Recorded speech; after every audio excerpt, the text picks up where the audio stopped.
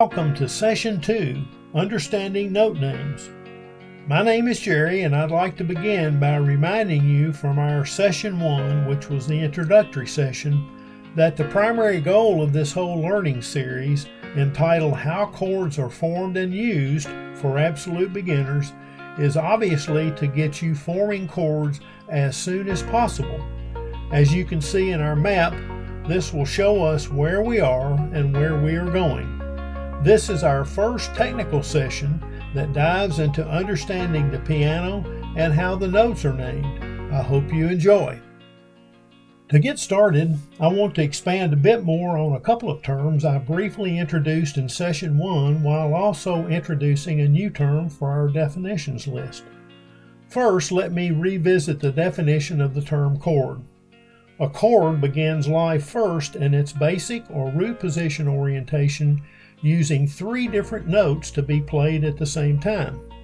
And what I mean by its root position orientation is that the note letter name of the chord is named after the note letter that resides the farthest to the left of the three notes. So if an A note is the first note to the left of the three notes of the chord, we call that an A chord. But I will present and dedicate an entire session about chord naming in Session 8, so be patient. But for now, I want you to know that any three-note chord can also be referred to as a triad chord, and that both the terms chord and triad are only used generically, as there are many different and specific types of official chord names. As we continue, you will learn how these chord types are formed using chord formulas, and I'll cover that totally in Session 6, which will then specify the exact three notes that are needed to form a chord. And to be sure, please understand that there are these and other tools available in forming chords, despite some musicians claiming that forming chords is mostly about hearing the right notes, which is not a very scientific and structured method unless you have perfect pitch hearing, which very few people have. A second term that I briefly mentioned in Session 1 is the term scale. To expand its definition, a scale is a series of notes, normally 7, sometimes 6, and a few 5-note scales where notes are played at some specifically defined note intervals apart. So for every scale type, although I am not sure how many official ones there are, they each are defined by a specific scale formula which defines each note of that scale. I will also say that I have researched and cataloged over 49 different scales, but don't let that intimidate you, since most keyboardists and guitarists only deal with about 10 scales or less. So the term scale, as used alone, is again just a generic reference to all scales in general. To refer to a specific scale, you must use its proper name, but again, be patient, as scales will be fully explained in Session 11 and are not necessary to know in understanding how chords are formed, despite what some might suggest. And today's third and introductory term in music theory is key signature, which is a system that uses symbols, called accidentals, to identify which notes are to be played as either a natural note or a flattened note or a sharpened note. Key signature symbols appear at the very beginning of the staff line on sheet music, which tells the musician what key the music has been written in.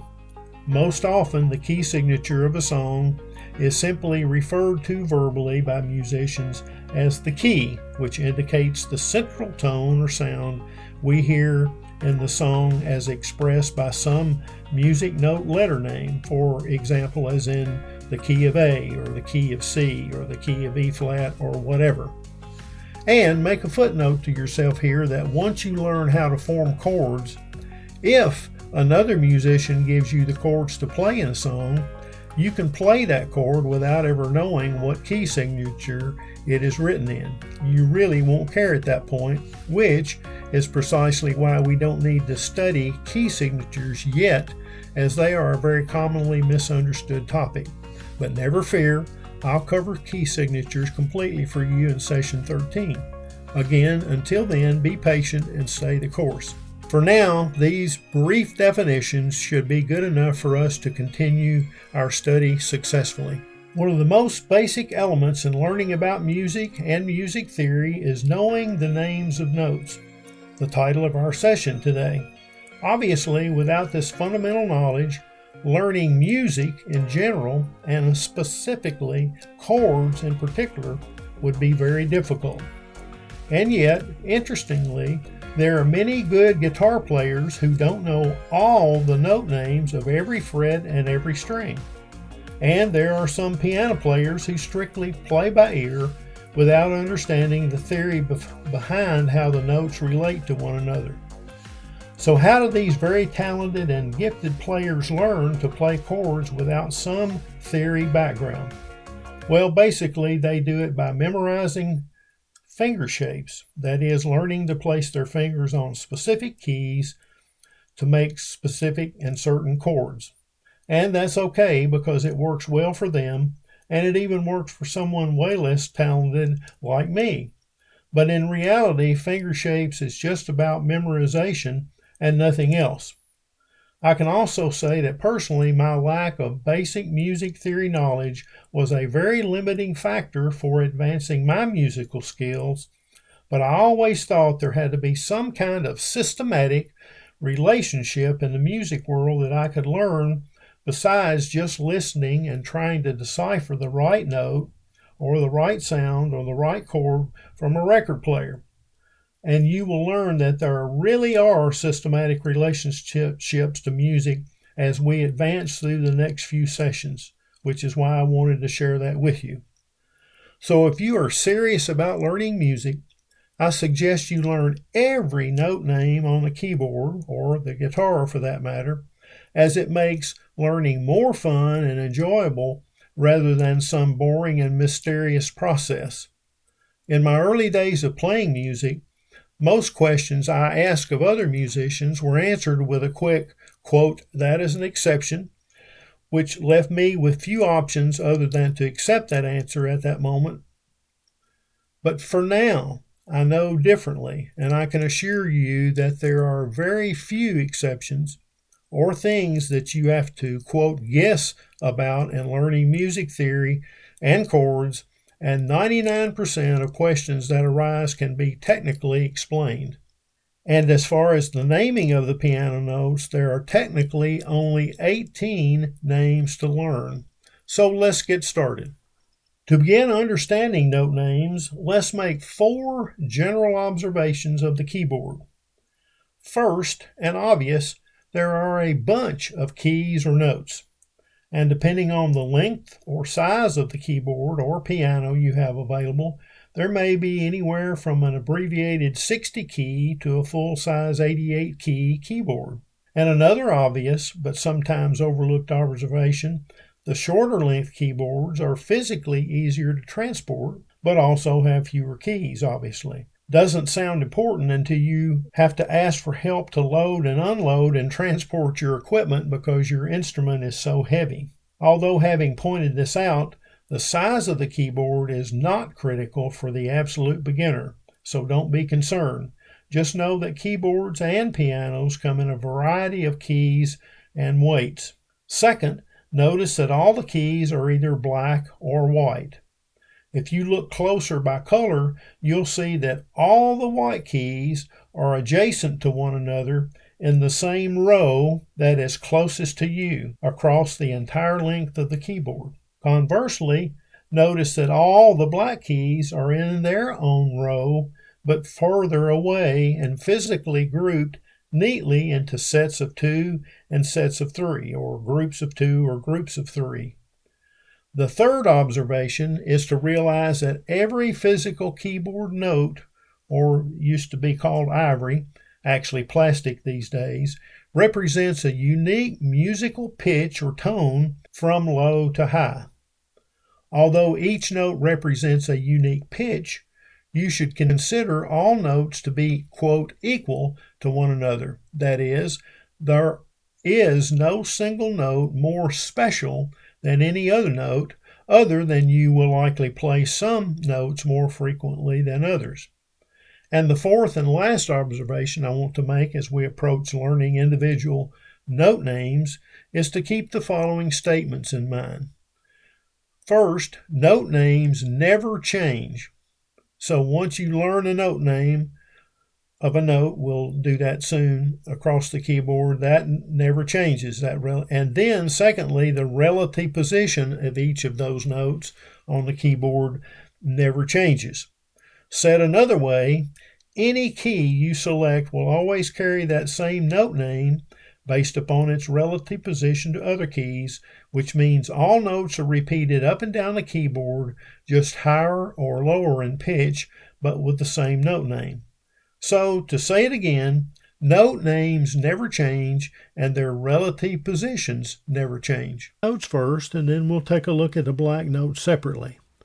Although there are many white notes, the musical alphabet only uses the first 7 letters of our regular alphabet, namely A, B, C, D, E, F, and G, always occurring in this sequence.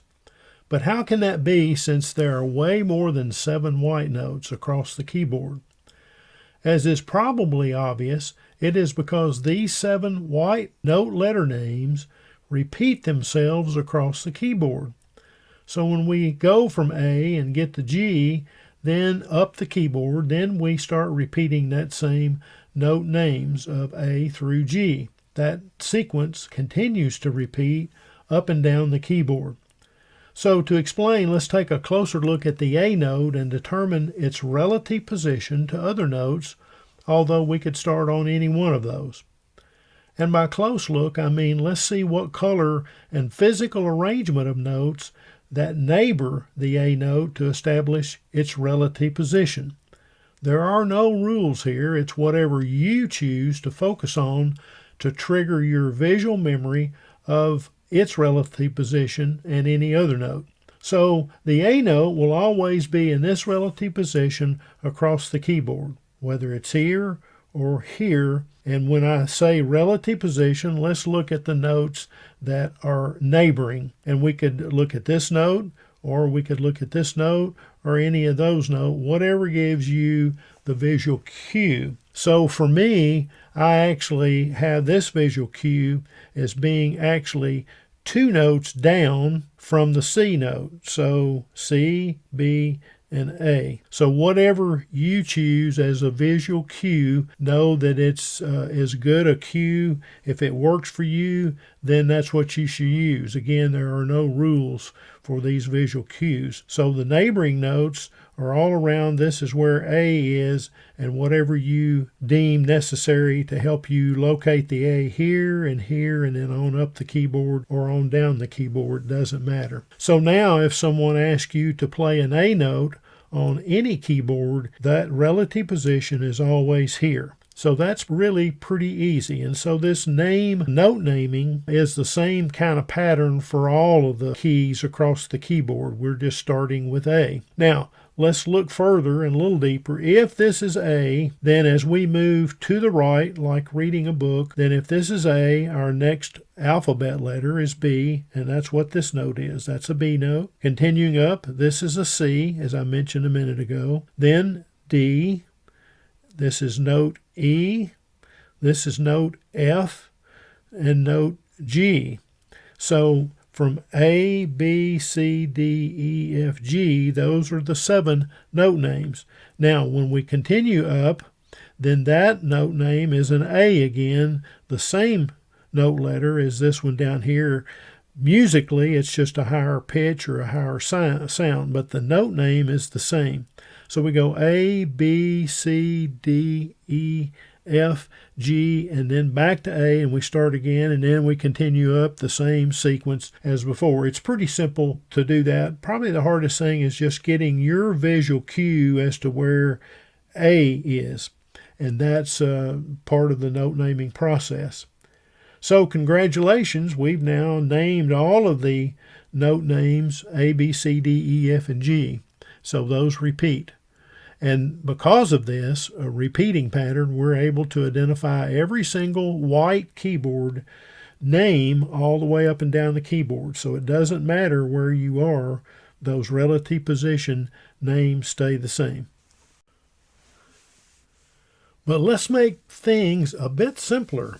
Although you might think we should stick with the starting on the letter A like the alphabet, in music theory, the best and most common note to reference for learning purposes is the C notes, the C chords, the C scales, and the key signature of C, because C contains no black keys.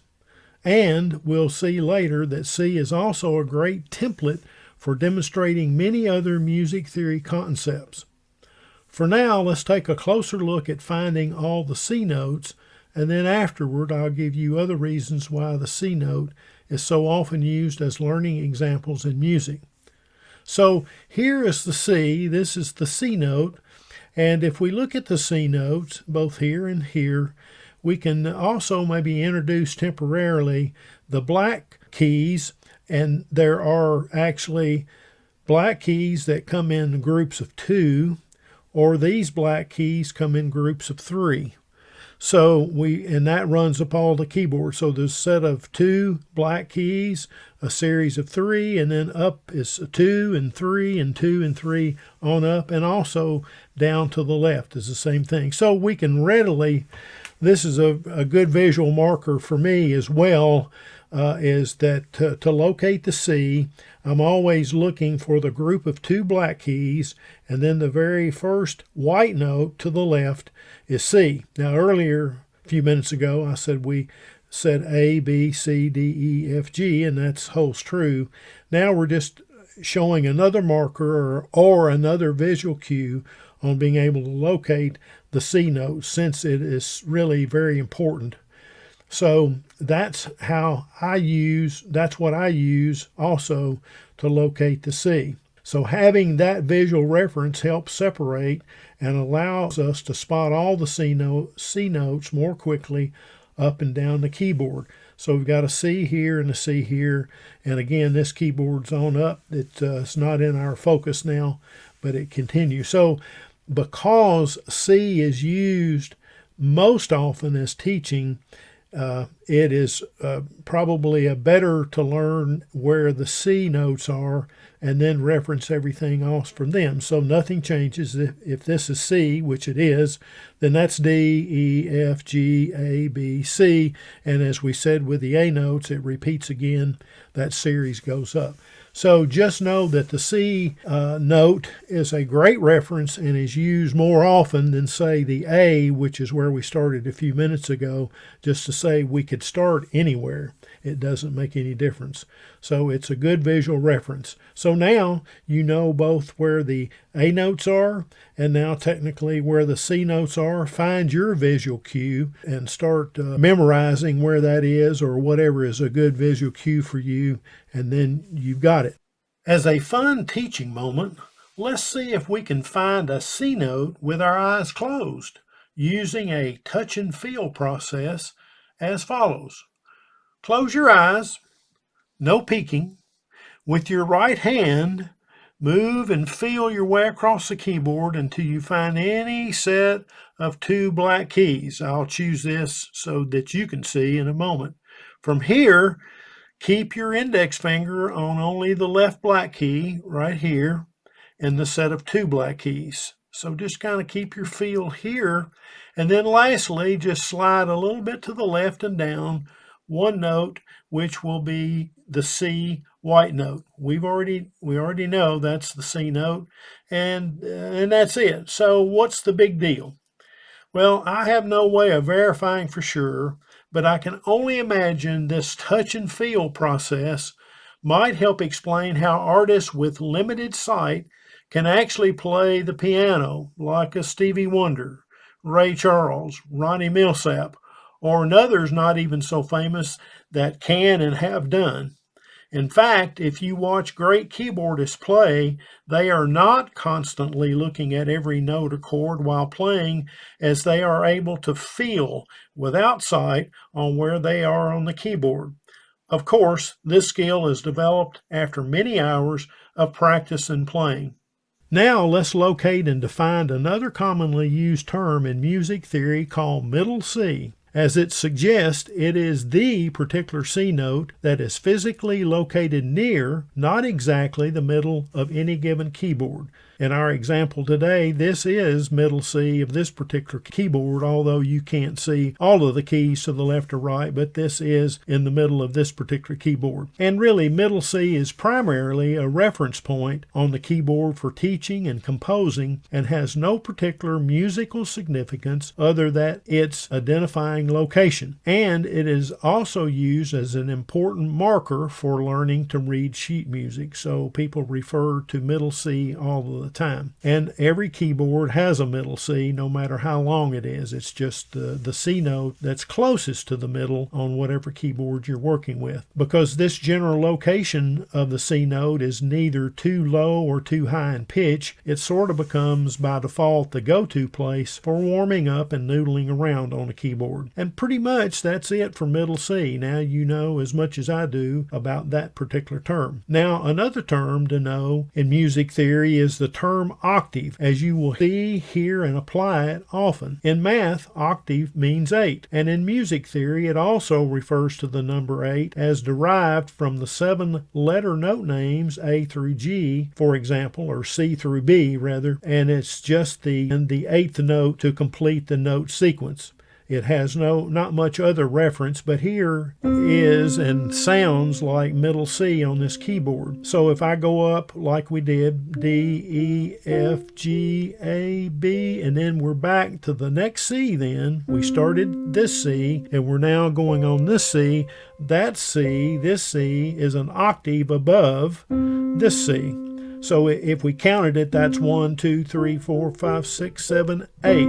And so that applies to no matter where you are. If you started on this note, we'll get to that later, then you would end on that note, which is an octave. There is still 8 notes between those, and we'll take a closer look when we get to the black keys. So for right now, we're still focused on the white keys, and so an octave is just another reference term for us to do. And when you're doing a sequence of notes, it's very typical that you actually add that 8th note so that you get the octave. So matter from here, if you went up an octave, that's 1 octave. I could go on up this direction to a 2nd octave, and on this keyboard you can hear I can actually go up to a 3rd octave. If I wanted to go down, here's the C, middle C. I could go down 1 octave, I could go down 2 octaves, and I can even go down 3 octaves on this keyboard.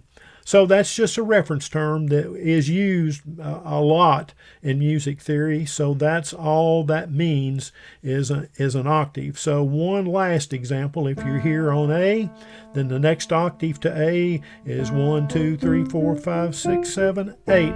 It's better to kind of look at that on the white notes than over on the black notes that we're about to look at here in a few minutes. So that's the term octave. Get familiar with that term if you will. So that's pretty much it for naming all of the white notes, but let's review. What if I picked a D note as the start note and wanted to continue the note naming sequence for the next 7 white notes? We probably already know this, but if so, the complete note naming sequence would be D, E, F, G, and then remember we start back to the A, so that's A, B, C, D. So from this D to this octave D, we've got those 7 notes again. We just started with the D note. 2, 3, 4, 5, 6, 7, octave 8. And so remember, these note letter names, or the names of the notes, never change, and that's the good part. And so typically we want to finish up some sequence of that, always trying to finish up on the octave note, whatever that octave note. If it's a C to start, then it's a C octave. It's a B, then it's a B octave that we end up on. Now, try for yourself, identify any white note. Remember, we're still talking about white notes, and observe that it simply repeats the naming process across the entire keyboard in the same relative positions that we've learned, just in different octaves. So I believe you got it. That's great. So that's pretty much it for naming the white notes. Only 7 letters are used to name the white notes from A to G, always in the same relative position across the keyboard without exception, and generally ending on the octave 8th note. Now let's turn our attention to the black keys. These guys are a little bit different and seem complicated, but only because folks don't take enough time to understand them. The 5 black keys, 1, 2, 3, 4, 5, anywhere up the keyboard, besides their color, also have a unique characteristic of each having 2 different note names, many times called dual note naming, or technically speaking, called enharmonic notes, all to say this is where the confusion of naming notes can begin. As you will see in a moment, the black keys borrow their note names from the same 7 white letter note names just identified, but also include accidental symbols to identify each of these. These accidental symbols use both flat symbols for naming the flat notes and sharp symbols for naming the sharp notes, which ultimately identify the key signature of a song, but that's for a later session. But just looking at it, here's the flat symbol that you will see, or the sharp symbol that you will see. They're called accidentals, and that's part of the dual note naming process and what we would see somewhere on sheet music. And just to be clear, although I'll repeat again later, be sure you understand that there are 5 different black names total, with each having a flat name and a sharp name for a total of 10 different note names. But from a key signature perspective, you can only use either the flats or the sharp accidentals, not both at the same time. So for any black key that is located to the left of a white note, it uses the same note letter name of that white note plus the flat accidental symbol to indicate it is lower or flatter in pitch compared to that white note. Well, what do I mean there? Well, here's a white note. We now know that's a G, and to the left of that is one of these black notes. I'm just picking this to start with, and because that black note is to the left of this G, we would call that a G flat. So one of the names of the 2 names, one name for this particular note in this set of 3 black keys, this is called and named a G flat note. Let's look up here while we're in this area. Here's an A note, the white A note, and because this black note is to the left and down, its pitch is lower. Here's the A note, and that pitch is down, and we know if that's the A note, then that's going to be the A flat note. And then here's a B, and then there's a B flat. Let's move over here to the E note, and then to the left of that on these are the set of 2 black keys that are paired together, or they're not paired, they just set together.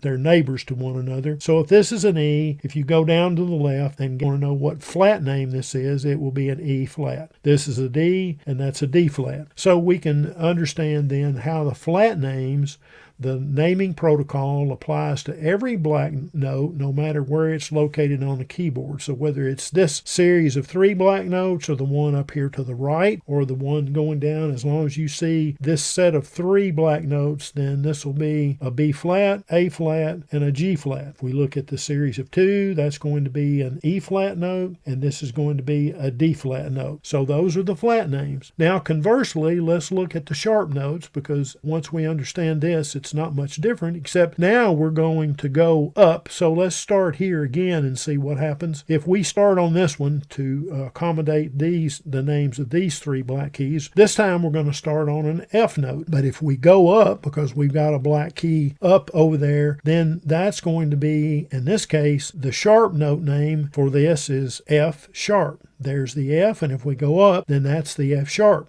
Here's the G, and this black note is going to be a G sharp. This note is an A, and that's going to be an A sharp. Well, let's go down here. This is C note, and it is. Then that's the C sharp note. If this is a D note, and it goes up, then that particular black key here is also called a D sharp. So if we look at all of these, just looking at the black, this note has two names, a C sharp or a D flat. This note name has a D sharp or an E flat, F sharp or a G flat. This one is a G sharp or an A flat. This black key is an A sharp or a B flat. And that's how the black notes are named. And the reason it's confusing because actually each one of those 5 different notes, if you will, even though it's repeated up the keyboard, have 10 different note names. So that's part of where the confusion can happen. So these dual names, 10 note names just in the black keys. And then if we add the 7 white notes, we've got 10 plus 7 is 17. And then later I'll show you an exception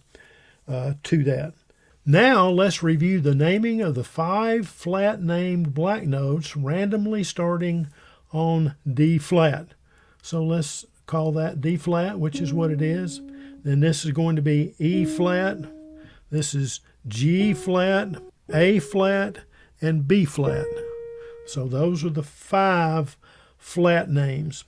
However, there is one exception, as I said a minute ago, or I'm going to rather than calling it an exception, I'm going to call it an oddball. And that is a flat note that is actually assigned to a white note. That's kind of the exception. So a B note that we learned, B up to the octave B, actually has 2 names as well. And this is called the B note. And it's also called the flat C, or the C flat note, which means C is here, it goes down, and so there's the C flat note. Again, the oddball and the exception. Now, it's too deep to go why, at least at this point in our session, it's too deep to go why that exists. It does make sense when you go deep enough in music theory, but we don't need to go there. That C flat would very rarely be used or called that because there's other key signatures, if you will, that would be easier to play than working and doing and using a C flat. But it does exist, and it is there, and at least now you know officially that there is such a thing called that. So if we wanted, then let's look, before we go there and summarize, let's look at the sharp name black keys, and we'll start down here again. And so now we're going to the right and up. So this is a C sharp, that's a D sharp, that's an F sharp, that is a G sharp, and that is an A sharp. Again, those names never change. Those are always the same. So if we want to summarize kind of doing the math in this session, we've learned that there are technically 18 note names. So let's identify those note names, and we'll do them in a couple of different ways. So let's do the white ones since we did that. So here's white note name number 1, C, D, E, F, G, A, and B. That's 7. 1, 2, 3, 4, 5, 6, 7. And then let's add then the flat notes for these black keys. So that's D flat, that's E flat, that's G flat, that's A flat, and that's B flat. So there's now the 7 whites and those 5 blacks. So 7 and 5 is what? 12. Now let's identify the sharp notes of these black keys. So this is C sharp, that is D sharp, F sharp,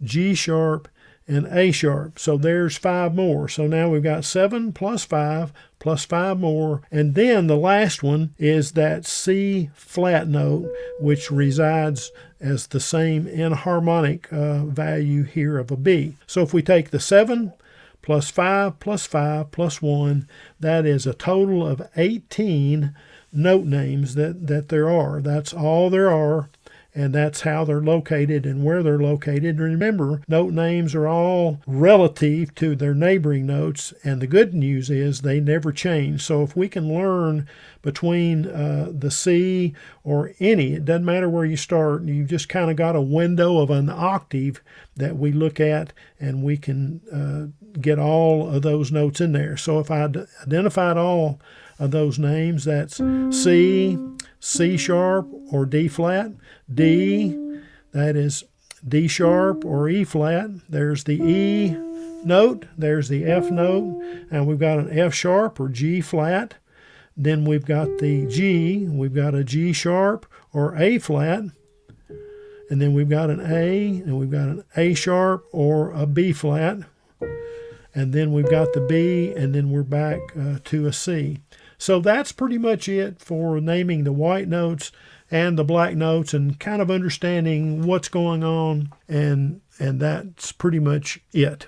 As mentioned earlier in this session, now let's take a look at the term octave to expand its meaning and use. Typically, the term octave by itself refers to the eighth note of a seven-note scale or series.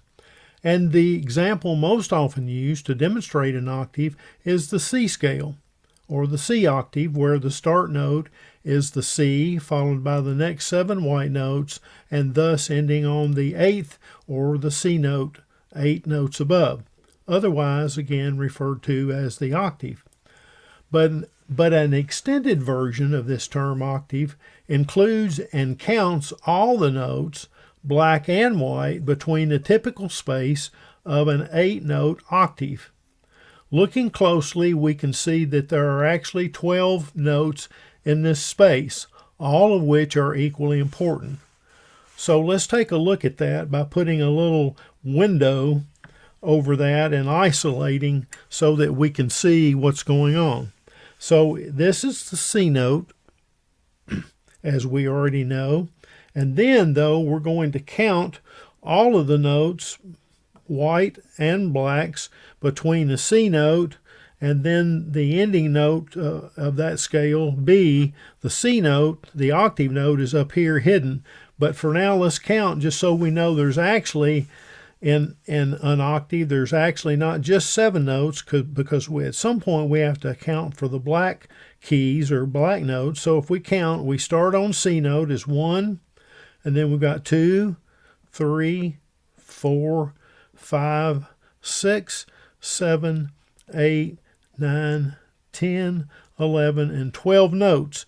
And then it would start that series over again up here.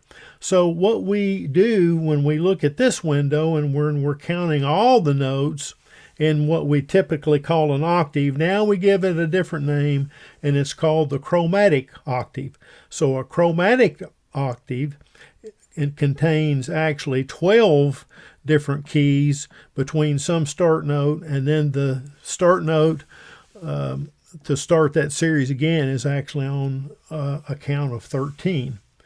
So that's what we call a chromatic octave. That doesn't mean we play that in a song necessarily, sometimes partials of that, but just know that there is a difference. The typical octave only counts the white notes, and then when we say chromatic octave, then we're talking about all the notes between that same octave space, which is technically 12 notes, 12 different notes total.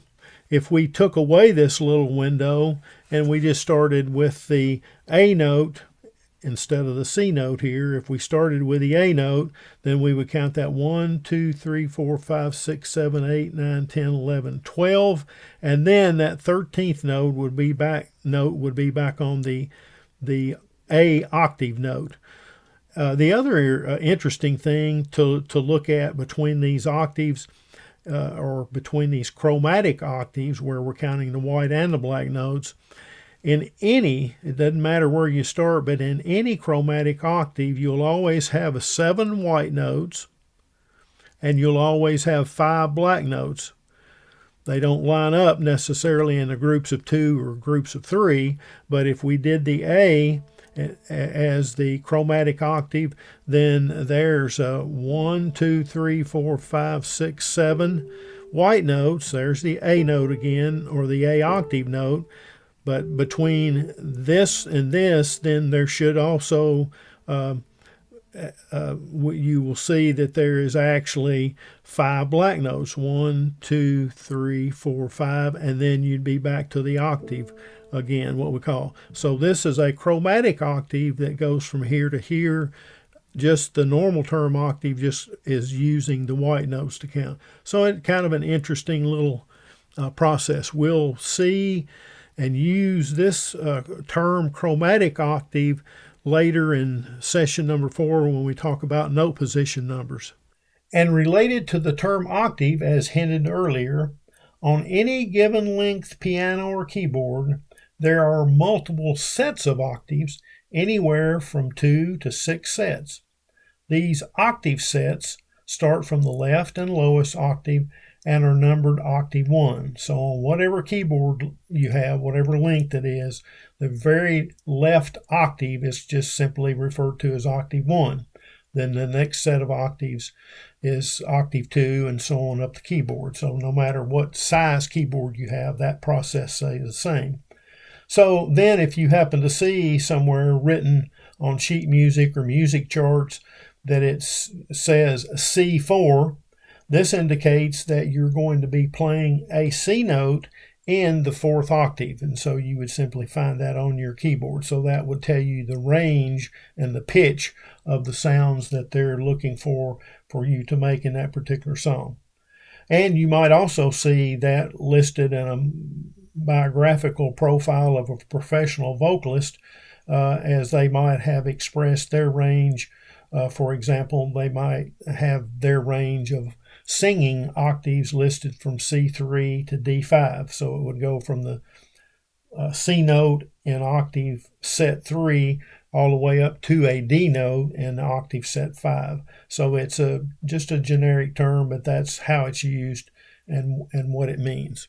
As previously mentioned, most music teachers considered C, whether it be a C note, C scale, C chord, C mode, to be the home base for teaching all things piano, and that includes me. But why is C so special? Why do we use C instead of A or E flat? To answer this important question, I begin by confessing my struggle to find the perfect place to cover this particular subject. It really doesn't fit particularly well anywhere, but I think it is important to understand as it can help bridge the gaps and connect the dots between a number of topics. So here are some of the advantages of using C as the primary example in learning music and learning music theory.